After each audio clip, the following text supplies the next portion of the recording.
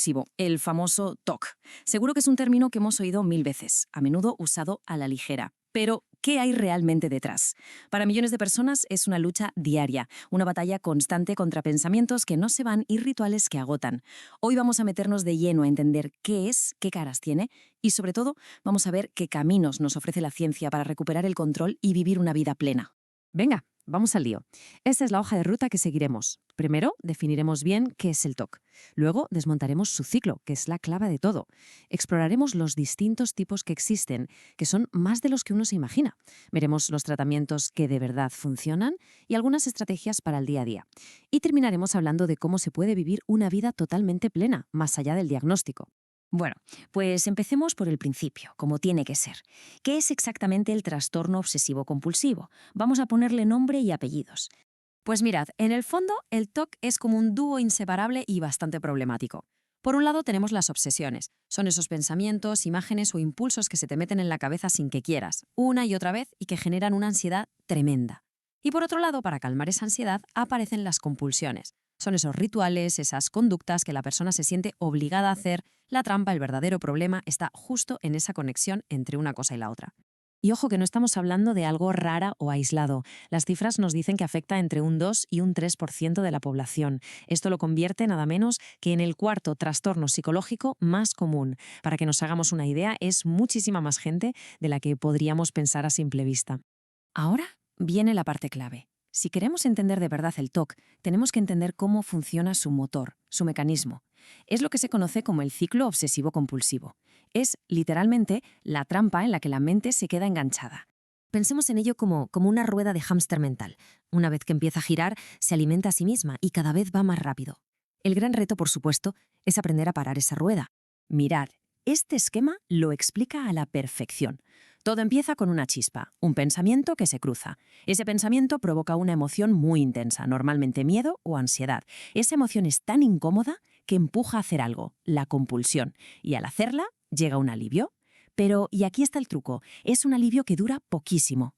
Vamos a desgranarlo paso a paso. Primero, el pensamiento intruso. Segundo, la ansiedad o el miedo que provoca. Tercero, la compulsión para intentar quitarse ese miedo de encima. Y cuarto, y lo más importante, el alivio temporal.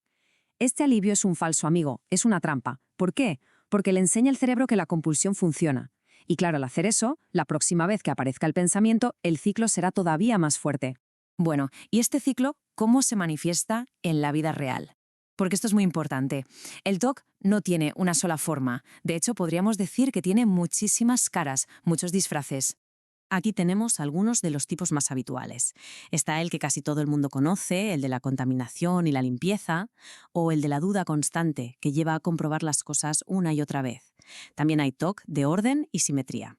Obsesiones muy angustiantes de tipo agresivo, sexual o religioso, o incluso un miedo atroz a que ocurra una catástrofe.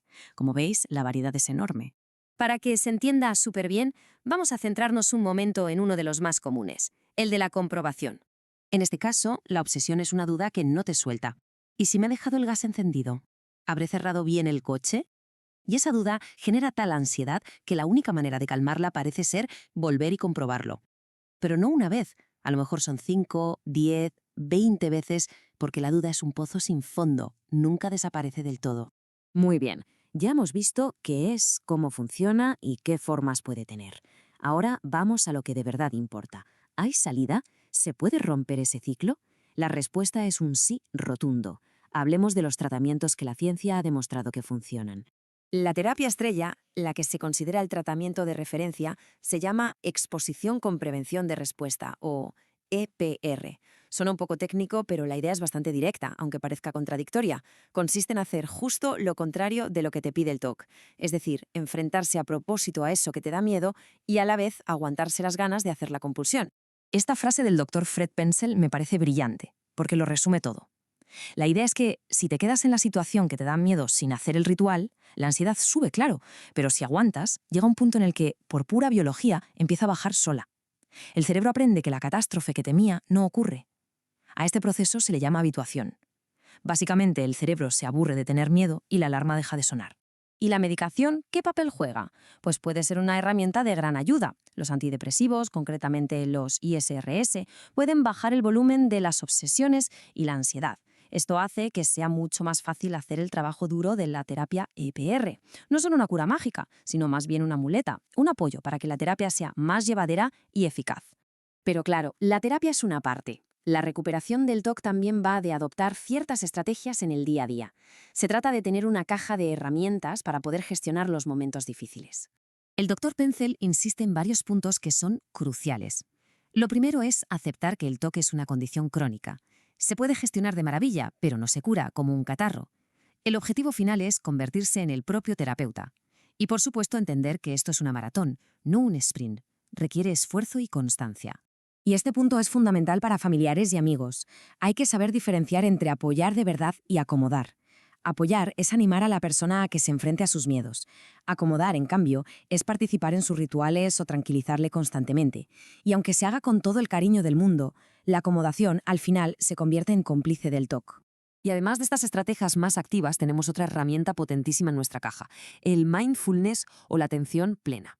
Y es importante entender que no es un sustituto de la terapia, sino un complemento increíble que nos ayuda a fortalecer la mente. ¿Qué nos enseña el mindfulness? Pues saber los pensamientos obsesivos como lo que son. Solo pensamientos.